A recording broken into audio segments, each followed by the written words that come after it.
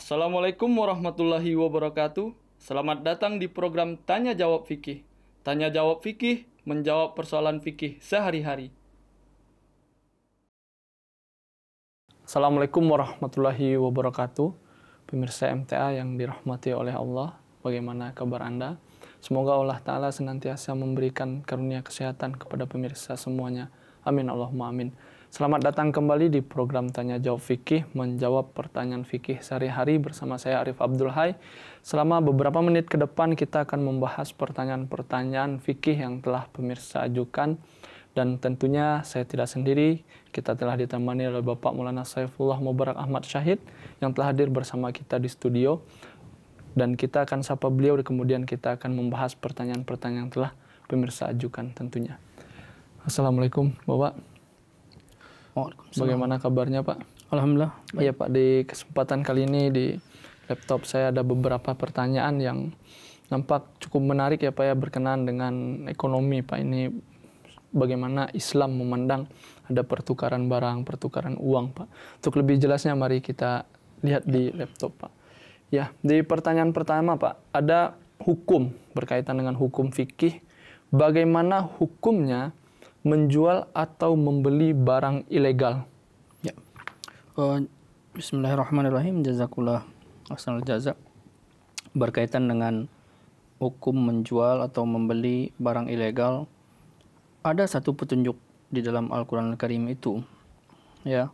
Salah satu atiullaha wa atiur rasul wa ulil amri minkum. Taatlah kepada Allah dan kepada Rasulnya dan ulil amri minkum. Dan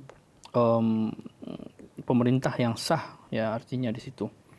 Nah, taat kepada Allah, taat kepada Rasul, kemudian perintah yang sah ini tidak boleh dipisah-pisah antara satu dengan yang lain. Ya, ini Al-Quran menyampaikan di dalam satu garis yang sama. Artinya, ketika orang taat kepada Allah, dia harus taat kepada Rasul. Ketika dia menyatakan taat kepada Rasul, dia juga taat kepada ulil amri. Itu.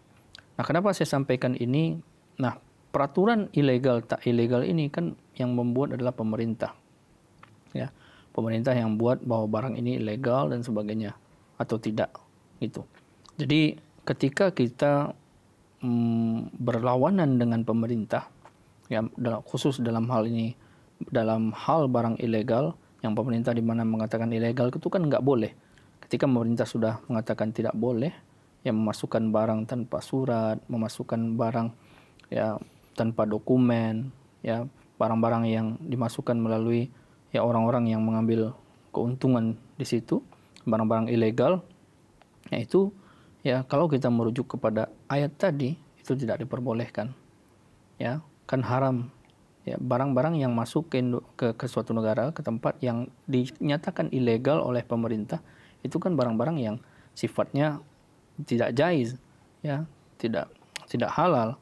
Nah, kalau kita sebagai Muslim Ahmadi maka sebaiknya kita menghindari itu, menghindari jual beli barang ilegal. Nah, kalau sudah masuk di pasar ya, dan kita ya orang pedagangnya sudah bilang itu barang bukan ilegal, ya kita hanya ikut apa kata pedagang, karena kalau sudah di pasar kan sudah umum. Ya kan, kalau memang dia ilegal ya berarti polisi harus tangkap kan. Ya. Nah, Hazrat Masih Maud SAW saya ingat ya di dalam salah satu sabdanya beliau bersabda itu, ini berkaitan dengan makanan ya, barangkali nanti kita kiaskan. Ya, kalau makanan seperti di India itu ada mithai. Ya. Jadi salah satu fikih Hazrat Masih Maud itu jangan terlalu banyak taftish. Taftish itu terlalu banyak meneliti sesuatu. Banyak bertanya, ini dari apa, bagaimana proses pembuatannya. Nah, beliau sampaikan, kalau orang mau meneliti cara buat mithai itu, manisan itu, dari mana prosesnya, dari awal sampai akhir, bagaimana dan sebagainya, dia nggak akan sanggup untuk makan itu. Ya, karena kotor prosesnya kan. Itu. Tapi kalau sudah tersedia di pasar, ya dia, ya sudah, mau apapun prosesnya dia sudah nggak peduli. Nah, barangkali kita bisa ambil dari situ, ya menurut saya kiasnya dari situ. Kalau barang yang sudah masuk beredar di pasar, yang kemudian sudah umum seperti itu, nah apalagi kalau kata pedagangnya bukan ilegal dan dijual di pasar-pasar yang betul-betul legal, ya pasar-pasar yang sudah legal pasarnya. Nah, saya kira itu sudah termasuk barang yang legal. Ya, kita nggak perlu tahu itu proses masuknya dan sebagainya seperti apa. Tetapi ada pasar-pasar gelap kan. Ada memang betul pasar-pasar gelap yang barang-barang yang masuk dari luar negeri itu. Nggak tahu saya kalau di sini ada apa tidaknya. Tapi di beberapa tempat ada yang seperti itu. Nah, kalau kita tahu betul persis itu barang ilegal, maka sebaiknya kita menghindari hal-hal seperti itu. Karena bentuk ketaatan kita kepada pemerintah. Artinya sebagai konsumen mungkin ya Pak ya, kita boleh karena sudah di pasar yang umum, tapi mungkin maksudnya ini lebih ke kita sebagai orang pertama mungkin begitu ya. Dari luar kita mengambil barang yang sudah nyata-nyata ilegal dan kita melalui penyelundupan mungkin tidak boleh melakukan karena ada atas dasar ketaatan tadi ya Pak. Ya, karena itu kan sudah pidana nanti kan hukumnya. Ya, akan melanggar hukum kita nanti.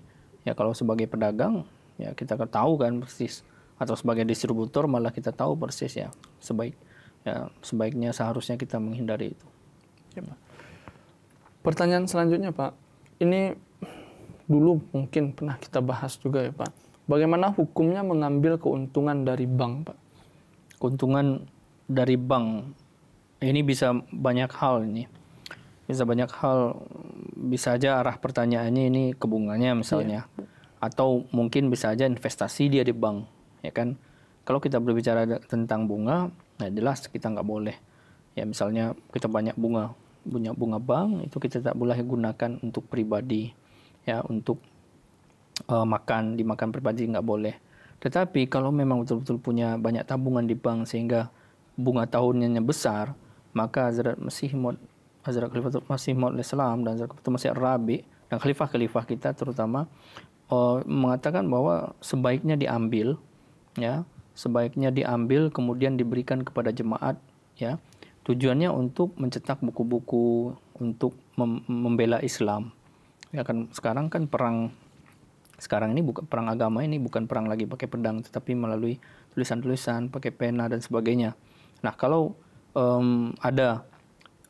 kita tabungan di bank dan punya bunga seperti itu, lebih baik diambil daripada uang itu digunakan oleh musuh-musuh Islam untuk menyerang Islam. Lebih baik kita gunakan untuk mempertahankan Islam, kita berikan kepada jemaat, kita boleh dikonsumsi, tetapi dicetak untuk mencetak buku-buku, ya, yang tujuannya adalah untuk mempertahankan Islam, membela Islam.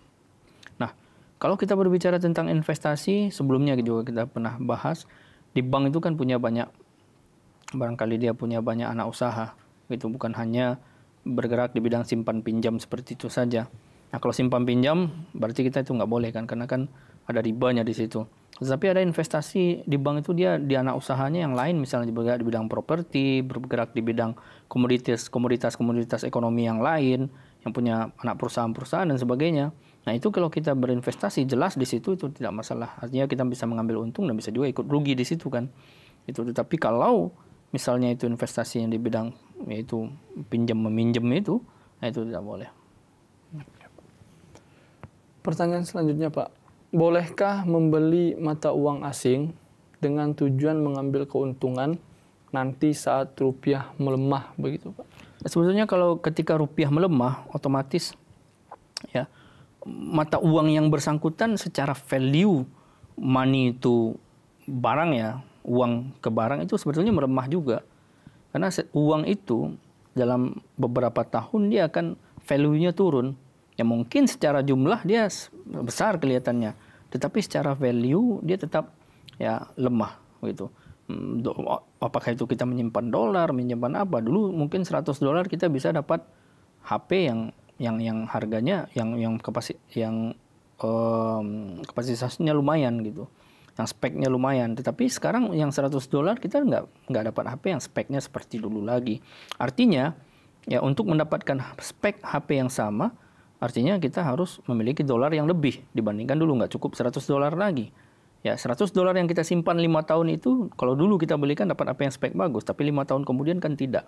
Nah menurut saya innamal a'malu bin niat, ya kalau kita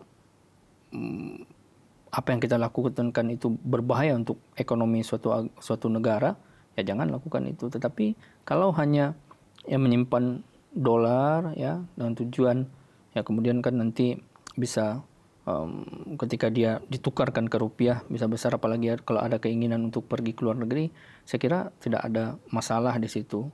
Tetapi kalau kita menyimpan dolar untuk tujuan yang tadi itu memperoleh keuntungan yang besar sehingga bisa membahayakan ekonomi suatu negara, nah ini barangkali ya kita harus menurut saya harus tanyakan kepada khalifah, ya karena fikih-fikih yang seperti ini ya yang saya sendiri kalau tidak ada bahannya, kalau tidak ada fatwa dari khalifah, kita tidak bisa juga kemudian mengatakan suatu fikih itu boleh atau tidak. Nah, dalam hal ini ya tentang ini saya belum menemukan larangan dari Hazrat Khalifah atau belum menemukan izin dari Hazrat Khalifah. Barangkali next time kita akan coba cari, atau bahkan mungkin pemirsa yang bertanya itu bisa tanyakan kepada Khalifah apakah hal yang seperti ini boleh atau tidak, sehingga jadi ilmu juga buat kita semua gitu. Apakah menyimpan uang dolar atau mata uang asing dengan jumlah yang sangat banyak, kemudian tujuannya tadi itu untuk memperoleh keuntungan boleh atau tidak. Kalau hanya sebatas itu tadi, sebatas ingin pergi ke luar negeri menyimpan uang, nanti toh uangnya jadi dolar, ya menukarkan uang ketika ininya kecil, ya apa namanya, mata uang yang kita punya itu harganya tinggi, itu sah-sah saja. Saya juga biasa lakukan ketika dulu tinggal di Kadian.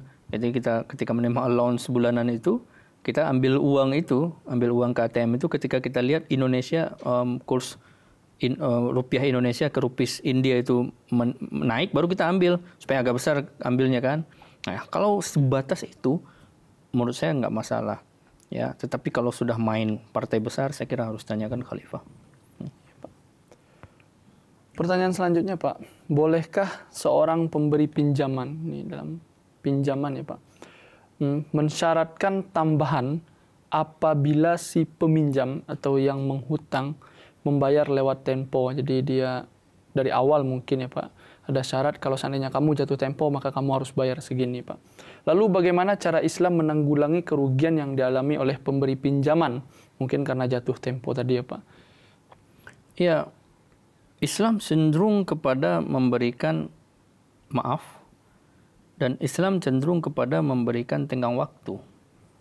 Ya, tidak kemudian mengatur bahwa seperti yang ditanyakan tadi itu, nanti kalau lewat tempo yang hutang tadinya harusnya dibayar 1 juta, kalau misalnya dibayar nanti 25 Juni misalnya, lewat tempo 25 Juni kamu harus bayar lebih dari 1 juta. 1.500.000 atau 1.200.000 atau pokoknya lebih dari apa yang dihutang. Nah, itu tetap termasuk ke dalam hukum riba. Sesuatu yang sudah ditetapkan sebelumnya, ya hutang, ya kemudian jumlah bayarannya itu lebih daripada yang dihutang, dan itu ditentukan sebelumnya, apakah itu karena tempo, jatuh tempo atau melewati tempo, nah itu sudah termasuk ke dalam riba, tidak boleh. Ya, apa solusi yang dikatakan Islam? Ya, pertama tadi itu yang saya sampaikan, dari si pemberi pinjaman dia harus ya memberikan apa tuh? Tenggang waktu. Nah, di hadis disampaikan itu orang yang memberikan kemudahan kepada orang yang berhutang, memberikan tenggang waktu, dia akan mendapatkan naungan nanti di akhirat, di padang mahsyar itu. Dia akan mendapatkan naungan dari Allah Subhanahu wa taala. Nah, di sisi lain, orang yang meminjam kepada orang, kalau dia ya, entah itu jatuh tempo atau lewat dari tempo, maka Islam mengajarkan untuk berbuat ihsan. Misalnya, tapi tidak ada nih kata sepakat dari sebelumnya. Misalnya saya meminjam uang ke A, si A katakanlah. Nah, saya mau bayar, itu jatuh tempo, saya bayar ketika jatuh tempo. Ya, saya misalnya utang 1 juta, saya bayar 1.100.000. Saya lebihkan sendiri sebagai ihsan. Itu justru itu yang dianjurkan oleh syariat. Atau kalau misalnya saya lewat tempo, saya tahu nih seharusnya dia gunakan uangnya, tapi gara-gara saya ini saya lebihkanlah 200 atau 300.000 sebagai ucapan terima kasih. Nah, itu ajaran Islam seperti itu. Paling-paling hanya seperti itu. Jadi tidak ada syarat di awal. Tidak boleh. Tidak ada ya Pak. Ya Pak. Ke pertanyaan selanjutnya Pak. Bagaimana hukumnya transaksi tukar tambah emas Pak? Berkenaan dengan tukar tambah emas. Tapi sebelum ini saya harus menambahkan pertanyaan yang sebelumnya tadi tentang hutang tadi. Ya. Saya teringat bahwa kalau misalnya orang berhutang, kebiasaan berhutang, dan kita tahu dia tidak suka bayar gitu, maka orang seperti itu jangan jangan lagi diberikan hutang. Bukan karena pelit, tidak, tetapi karena rasa kasihan kita kepada orang itu. Kenapa? Kalau orang yang berhutang, Rasulullah SAW mati dalam keadaan berhutang, dalam tanda kutip, dia selalu berhutang dan selalu tidak bayar, maka Rasulullah SAW tidak menyolatkan jenazahnya. Ya, Rasulullah SAW tidak mau solatkan jenazahnya. Bahkan dia belum masuk surga, dalam hadis disampaikan seperti itu. Terkatung-katung dia. Nah, kalau kita terus memberikan hutang kepada orang seperti itu dan dia nggak bayar, berikan lagi, dia nggak bayar, menumpuk terus hutangnya, kasihan dia nanti kalau mati, ya, nanti di akhiratnya dia kasihan. Itu. Jadi dan untuk menjaga hubungan silaturahmi juga, ya, kalau ada orang yang seperti itu minjam hutang misalnya 500.000, ya daripada kita hutangin, ya kasih aja 50.000 saya dikasih nih, daripada dia minjem tapi tetap nggak dibayar juga, kebiasaan seperti itu. Nah, kembali kepada pertanyaan yang tadi, tukar tambah emas, misalnya ya saya lah ada emas berupa gelang, ya, istri saya berupa gelang, kemudian dengan kawannya dia punya emas berupa kalung gitu. Nah, kalau ditimbang mungkin gram yang gelang lebih berat daripada gram yang kalung, ya. Nah, tukar ini pengen tukar barang gitu, pengen tukar barang, artinya yang kalung harus nambah uang kan. Nah, itu nggak masalah, sama aja dengan tukar tambah barang yang lain. Jadi emas juga sama dengan barang yang lain, ya, tukar tambah mobil misalnya, mobil, seorang punya mobil, ya, ditukar dengan mobil yang lain, dan mobil yang orang lain itu lebih mahal daripada mobilnya, artinya dia harus tambah dengan uangnya, nggak ada masalah. Iya Pak, masih tentang emas saya punya pertanyaan dulu. Ada platform swasta begitu ya Pak, menawarkan kepada kami waktu itu masih SMA, bahwasanya kita menabungnya emas Pak. Memang di bank syariah waktu itu. Jadi kita menabungnya duit, nanti mereka langsung konversikan ke emas. Jadi tidak ada bunga, yang ada itu kenaikan harga jumlah. Kan emas itu kan selalu berada di atas inflasi ya Pak ya. Artinya harga emas selalu naik di atas penurunan nilai uang begitu ya. Di atas harga-harga lain emas selalu naik. Apakah ini boleh Pak kita menabung nanti langsung dikonversikan ke emas dan kita ngambil keuntungannya itu dari bentuk kenaikan harga nilai emas itu Pak? Apakah boleh? Ya, pernah beberapa waktu lalu ada yang mempertanyakan ini juga ke saya. Saya berpikir, ya, bagaimana menimbang-nimbang begitu. Kalau kita menabung, ya, banyak platform sekarang di Pegadaian, di Shopee, atau di komersial lain lah, site-site yang komersial, ya, di macam-macam, banyak tuh platform seperti itu. Nah, kalau saya lihat dari segi akadnya itu nggak ada masalah di situ. Kita menabung uang kan, misalnya kita bayar 1 juta, artinya dapat 1 juta, kita dapat sekitar, ya, mungkin kurang lebih 1 gram emas lah di Pegadaian misalnya. Kita langsung tabungkan uang kita di situ dan langsung dikonvert ke harga emas. Artinya tabungan emas kita bertambah 1 gram atau mungkin 0,9 gram, ya, seperti itu. Dan itu tidak masalah. Saya kira tidak ada masalah di situ. Nah, nanti kalau kita kan mau mencairkan emasnya kan sebetulnya bisa. Yang bermasalah nanti kalau misalnya hanya hitungan-hitungan uang itu saja, ya. Tetapi kalau di beberapa platform itu kalau kita mau ambil emas batangan misalnya atau apa bisa, itu nggak masalah. Jadi menurut saya nggak ada masalah di situ. Yang menjadi masalah mungkin nanti tidak dikonversi mungkin menjadi emas, jadi kita dapatnya uang kembali, bagaimana Pak? Artinya kita memang patokannya emas begitu, tapi yang kita dapatkan nanti berupa uang lagi, gimana Pak? Nggak masalah. Di Sumatera Barat itu ada orang yang menggadai sawah, ya. Itu dia pakai uang tuh. Gadai, misalnya saya nih, orang saya mau ngambil sawah dia mau gadain sawah ke saya. Saya berapa emas, atau biasanya padi. Kadang-kadang padi juga, karena padi itu kan naik terus dia harganya. Gabah itu. Atau biasanya pakai emas. Misalnya dia sawahnya luasnya segini, oke, 200 gram emas. Ya, 200 gram emas berarti sekitar 300 jutaan lah. Ya, 240 atau 250 jutaan. Oke, saya kasih dia uang 250 juta. Tetapi itu hitungannya emas. Artinya nanti ketika dia mau ngambil sawah dia lagi ke saya, hitungannya emas. Dia menggadaikan ke sawah saya itu bukan 250 juta. Tapi dia menggadaikan sawah ke saya seharga emas 200 gram gitu. Nah itu nggak masalah. Ya kalau dia mau uang, kalau dia mau emasnya ya kita belikan dulu emas. Ya kita belikan emas 200 gram, ya kasihin ke dia. Tapi kadang-kadang kan nggak mau ribet. Nggak mau ribet, melalui bank kita transfer uang seharga emas gitu. Nah kalau kita lihat-lihat, saya jadi teringat tentang ini, tentang apa namanya zakat. Zakat juga kan sebetulnya kalau emas nih, emas itu kan berapa gram tuh? Berapa gram saya lupa. 92,5 ya. 92-an gram atau berapa nanti bisa dicek berapa gramnya. 82 gram emas sekitar itu. Nah, kalau misalnya kita bayar zakat, kan kita nggak bayar emas, di Canda ID aja. Apakah kita bayar emas? Enggak kan? Jadi kita mempunyai uang seharga 82 gram emas, sekitar 82 gram emas itu baru kita bayarkan zakatnya.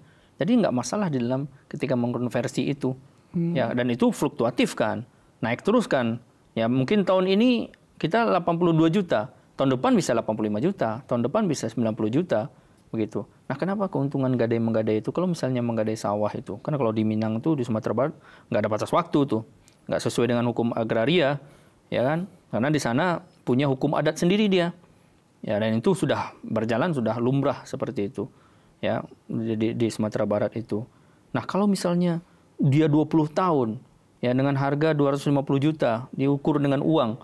20 tahun kemudian, ya berkurang harganya. Value-nya berkurang. Jadi menurut saya nggak masalah. Iya, Pak. Itu tadi pertanyaan yang terakhir, Pak. Ini ilmu baru bagi kita semua, Pak. Semoga kita dapat mengamalkannya, Pak. Jazakumullah, Pak.